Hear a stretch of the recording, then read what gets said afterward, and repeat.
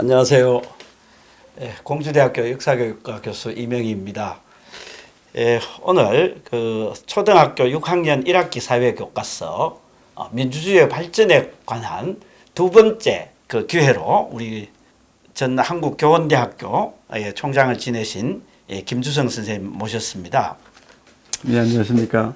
지난번에는 우리나라의 민주주의 발전에 대해서 우리 교과서가 민주화 운동사로서 민주주의 발전을 초등학생들이 배우도록 한 것의 문제점에 대해서 이제 말씀해 주셨습니다.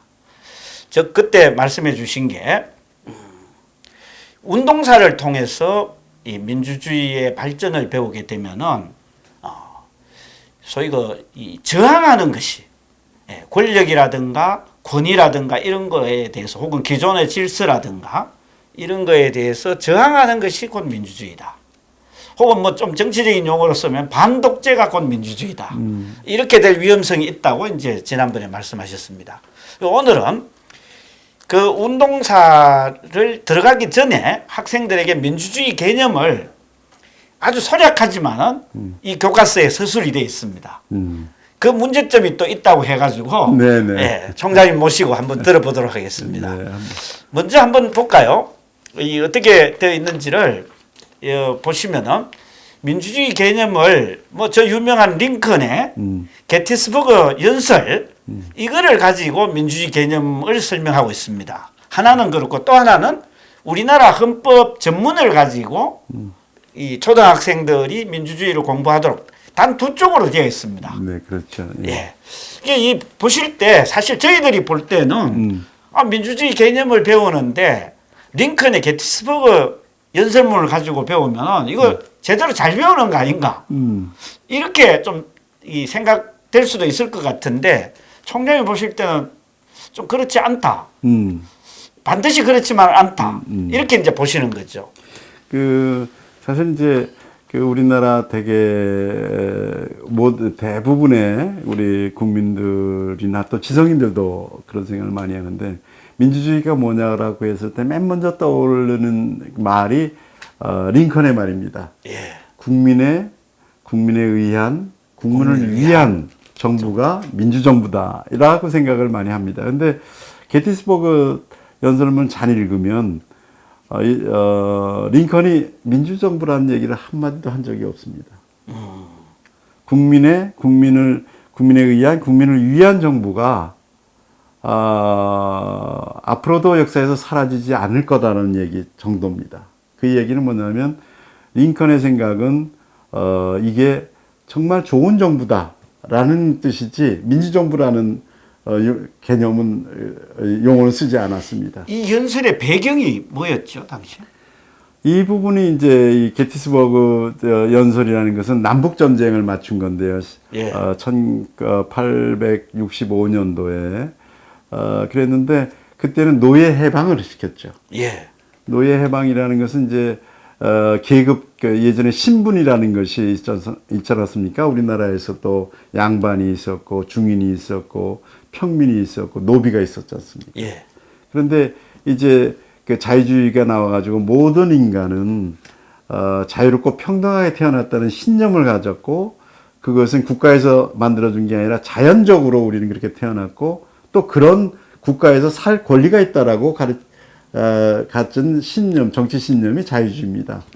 자유주의를 실현한 분이죠. 그러니까 이미 미국은 그 이전에 1776년에 이제 독립선언을 하고 그 독립선언 속에 자유롭고 모든 사람들이 자유롭고 평등하게 태어났다고 선언을 이미 했지만 그때도 노예제도를 해방시키지 못했는데 이때 와서 자유주의를 완성시키신 거죠. 사실은 링컨에 와서. 그런데 이 딜레마는 뭐냐면 링컨의 연설에 국민에 의한 국민을 위한 이 정부의 개념으로서는 자유주의가 빠져 있습니다. 왜냐? 그리고 민주주의를 설명하는 것도 아니네요. 그렇죠. 왜냐하면 여기에서 보면 민주주의도 잘못 설명이 되어 있습니다. 그러니까요. 여기에서 국민의라는 것은 정부가 국민의 거라는 겁니다. 옛날에 누구 거였습니까? 왕의 거였지 않습니까? 모든 땅은 다 왕의 땅이 아닌 것이 없다라고 나오는 게 우리가 배웠던 예전에 사기 아닙니까? 그러나 그게 왕의 그 국가가 아니고 국가는 국민의 거라는 거거든요. 이게 이제 어디에 표현되어 있냐면 로마의 리퍼블릭이라는 데 표현되어 있습니다. 리퍼블릭이라는 게 뭐냐면 리라는 것은 어떤 실체, 리퍼블릭은 뭐냐면 푸블리카라고 해서 국민의. 그래서 그게 공화국으로 우리가 번역을 합니다. 그래서 국민의 정부라는 얘기는 공화국이라는 뜻입니다. 민주국이 아니고. 그 다음에 국민에 의한이라는 것은 바로 이게 민주주의를 얘기하는 겁니다. 왜냐하면 국민에 의해서 운영이 되는 거니까 국민이 지배하는 거다. 그래서 우리가 잘 알지 않습니까? 데모크라시가 데모스 크라시아. 크라토스 해가지고 데모스가 자유인이 국민이 지배하는 체제라는 뜻이죠. 그래서 여기에서 이제 국민에 의한이라는 게 민주주의를 표현한 거고요. 그래서 국민에 의한 그러면 민주공화국을 표현한 거죠. 국민을 위한 정부라는 거는 이게 좋은 정부라는 뜻입니다. 국민을 위하지 않고 독재자를 위한 정부는 독재 정부고. 그러니까 제가 이렇게 보니까 이 링컨의 저 유명한 게티스버그 연설을 이 연설의 문맥은 남북 전쟁 중에 그렇죠. 제가 이제 역사하는 입장에서 보면은 남북 전쟁 중에 저 남부 지역에서는 똑같은 그 미국의 국민이라고 할 수 있는 흑인의 인권을 부정을 하고 아예 인간으로서 대접을 하지 않는 그런 이 소위 그걸 지속하려고 하는 남부에 대해 가지고 전쟁을 벌인 거 아니겠어요? 그렇죠. 맞습니다. 링컨 대통령께서. 그렇죠. 근데 이 좋은 정부라고 하는 거는 이 흑인들도 미국의 국민이고 그러한 그들을 위한 정부가 돼야 된다. 그렇죠. 이런 맥락에서 연설한 거 아니에요? 그렇죠. 맞습니다. 그렇죠. 그런데 이거를 가지고 민주주의 개념을 설명하는 거는 근데 이거 범주가 좀 잘못된 거 아니에요? 적용이? 네, 그렇죠. 왜냐하면 링컨 대통령의 당시의 개념은 굉장히 풍부했습니다.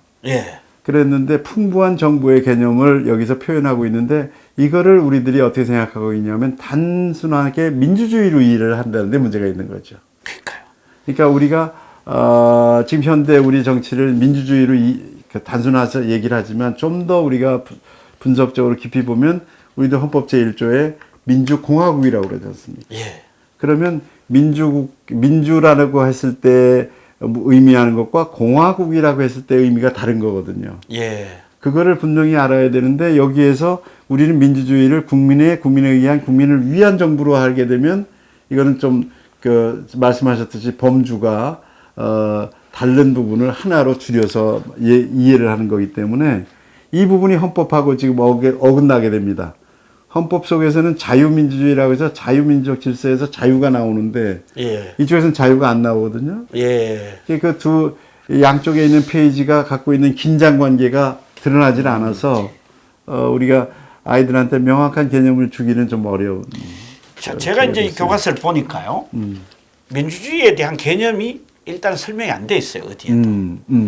근데 이제 그거를 학생들한테 뭔가 좀 쉬운 교재를 좀 활용해가지고 가르쳐야 되는데 이 모든 사람들이 다 유명한 연설을 알고 있잖아요. 그렇죠. 이 링컨의 게티스버그 연설 이거를 갖다 두고 그냥 민주주의 한 부분이란 얘기 아니에요. 그렇죠. 이 얘기하는 거는 그렇죠. 그걸 가지고 이 민주주의 개념을 교육한다. 이거는 어떻게 보면 우리 그 학문 할 때 가장 경계하는 게 뭡니까? 그러니까 부분적으로 뭐 타당한 것이 있는 거를 그냥 자의적으로 문맥을 딱 잘라가지고 인용해서 내 얘기를 정당화시키는 이 방법 쓰는 걸 굉장히 경계하지 않습니까? 그렇죠. 그러니까 초등학교 6학년에서 어떻게 보면은 우리 그 학교 교육 전체를 통틀어서 민주주의를 처음 배우는 거란 말이에요. 그렇죠. 맞습니다. 그때 민주주의 개념을 가르치지 않고 그냥 어찌 보면 오개념이죠. 그렇죠. 링컨의 이 유명한 연설을 그냥 가지고 이거를 이제 민주주의의 하나의 모델, 표본으로 이제 여기는 거 아니겠습니까? 그렇죠. 보편적인 민주주의 모델로 그렇게 해놔놓고 뒤에 이제 나오는 게 민주화 운동이거든요. 그렇게 이 이야기가 그 링컨 이야기 속에서 이렇게 민주주의에 대한 풍부한 개념 없이 던져만 주고 민주화로 넘어갔기 때문에 아이들이 갖고 있는 아이들한테는 어린 나이에 민주주의가 뭔지에 대한 개념이 불분명한 상태에서 운동으로만 느껴지게 되는 거죠. 그런 부분이 하나가 있고 이거하고 우리 왜 촛불 과정에서도 그렇고 요즘 이제 뭐 많이 얘기하는 게 뭐 이 대한민국의 주권은 국민에게 있고 뭐 민주공화국이다 이 얘기 있잖아요. 네, 가장 먼저 얘기하는 게 이제 대한민국의 주권은 국민에게 있다. 그렇죠. 이게 민주주의 개념으로 그대로 생각하는 사람이 많거든요. 그거하고 이거하고 연관이 있습니까? 본래 이제 국민 주권이라는 말은 그 사실은 이제 모든 권위는 국민으로부터 동의를 받아야 된다는 뜻이거든요. 예.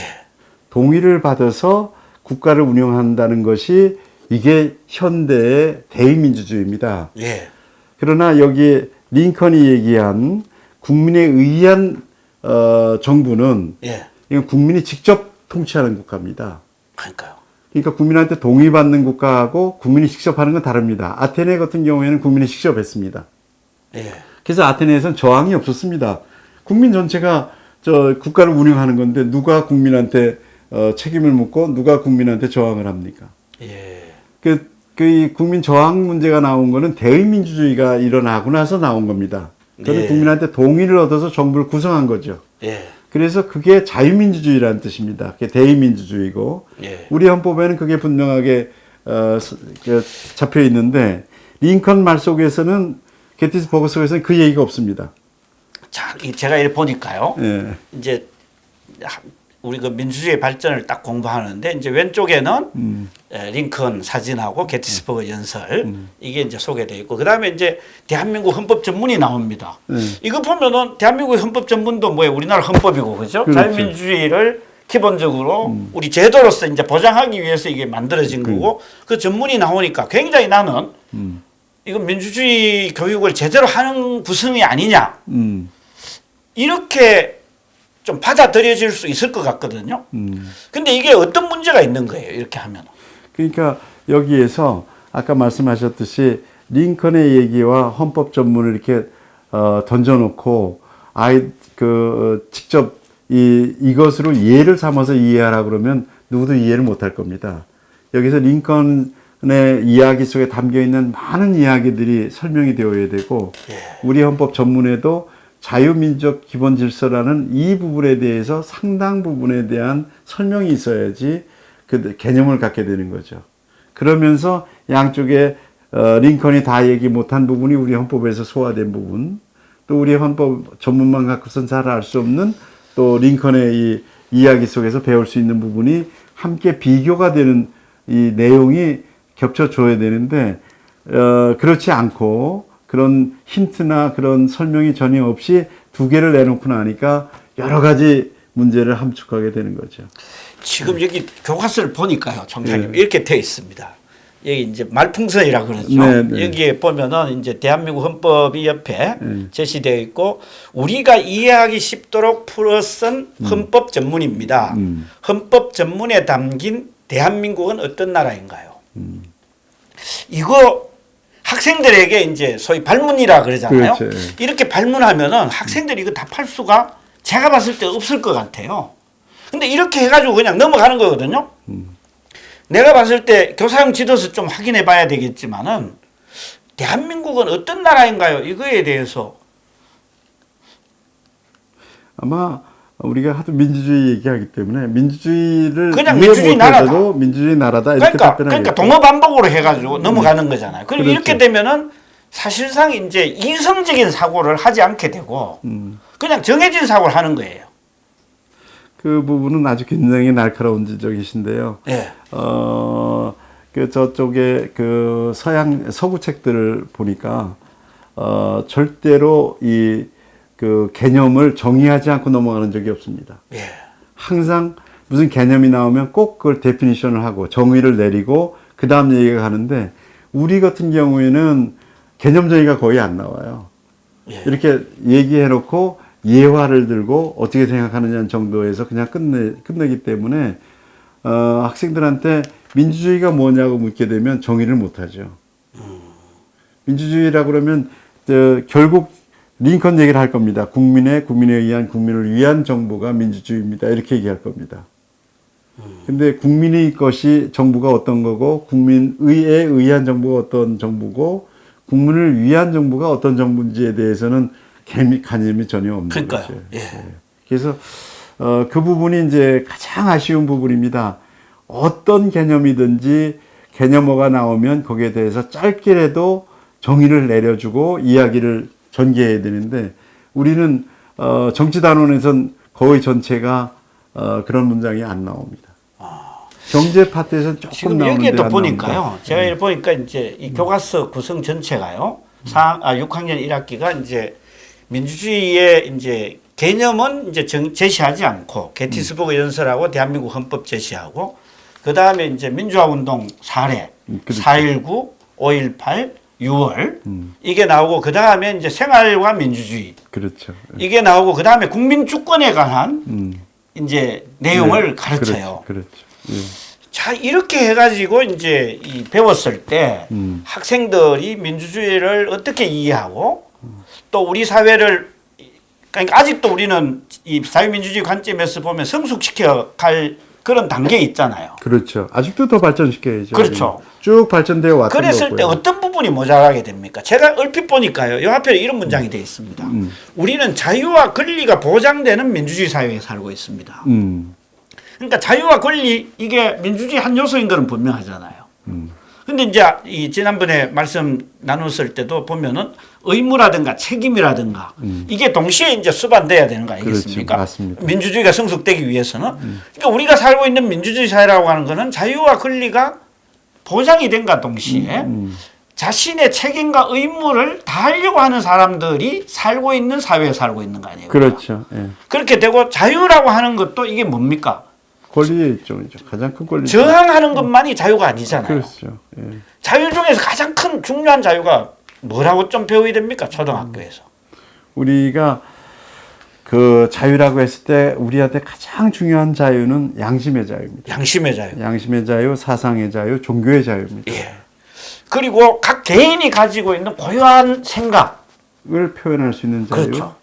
그러니까 이제 생각을 양심을 자기가 갖고 있는 생각을 그거를 누구한테 침해를 받지 않아야 되고 그걸 표현할 수 있어야 되고 그 같은 사람들끼리 만날 수 있는 있어야 되고 마음대로 자기가 가고 싶은데 갈 수 있어야 되고 하는 게 이게 이제 기본적인 자유의 그 문제죠. 그러니까 그 개인이 존중이 되는 거 아니겠습니까? 그렇습니다. 가장 중요한 것이. 가장 중요한 게 사실 개인입니다. 그것이 제가 이래 봤을 때는 뒤에 어디 우리 그 민주화 운동의 역사를 다루는 데에서 개인의 고유한 생각, 개인의 고유한 입장을 존중하는 거. 이게 권리가 보장되는 게 그거 아니겠어요? 그렇죠. 개인의 권리, 개인의 자유라고 했을 때 그렇죠. 이제 그 개인의 고유한 생각이나 입장이 존중이 되는 거. 이게 저는 민주주의의 가장 기초가 아닌가 이런 생각이 들거든요.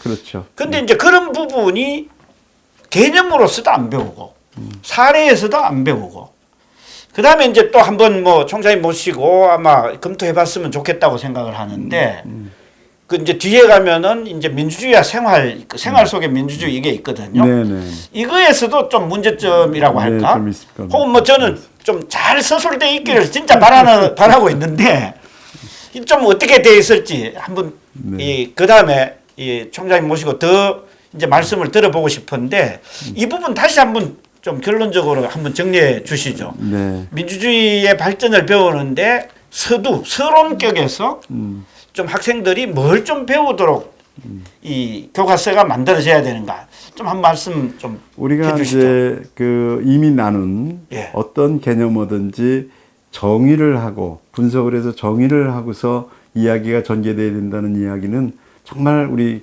교과서 전체가 갖고 있는 문제입니다. 예. 근데 민주주의 문제로다가 우리가 민주주의를 어떻게 가르칠 것이냐라고 했을 때 우리들이 여기서 보게 되면 지금 말씀하신 자유와 권리부터만 가르치고 의무가 나오지 않는다는 건 굉장히 심각한 문제입니다. 아, 예. 그 과거에 이제 아테네 시대에 아리스토텔레스는 민주주의 교육을 어떻게 할 것인가에 대한 문제의식을 갖고 계셨습니다. 예. 그분이 맨 처음에 가르쳤던 건 뭐냐면 민주주의라는 건 민중이 지배하는 거 아닙니까? 예. 따라서 지배를 먼저 배우면 안 된다. 복종을 먼저 배워야 된다. 아. 그래야 나중에 지배할 때 복종할 사람들의 마음을 알 수 있고 자기도 지배할 수 있는, 어떻게 해야 지배할 수 있는 지혜가 쌓인다. 그래서 사실상은 복종을 먼저 배워야 된다고 합니다. 그래서 좋은 지휘관 밑에 가서 훌륭한 병사가 되는 거를 먼저 배운 후에 그 다음에 장군이 되어야지, 장군 기술부터 먼저 배워가지고 병사도 해보지 않고서 가면은 그거는 전쟁 망친다는 얘기랑 똑같은 거죠. 예, 그럼 그래서 오늘 말씀에 진짜 좋은 결론인 것 같아요. 우리 교과서를 보면은 자유와 권리만 보장을 하고 의무와 책임 얘기는 안 나온다. 근데 총장님 말씀은 오히려 민주주의는 의무, 복종부터 먼저 배워야 된다. 의무부터 먼저 배워야죠. 아, 의무. 그리고 또 뒤에 말씀도 저는 훨씬 더 공감이 갑니다. 그렇습니까? 예, 지배보다는 복종을 먼저 배워야 된다. 그게 지금 말로 하면 준법이죠. 예.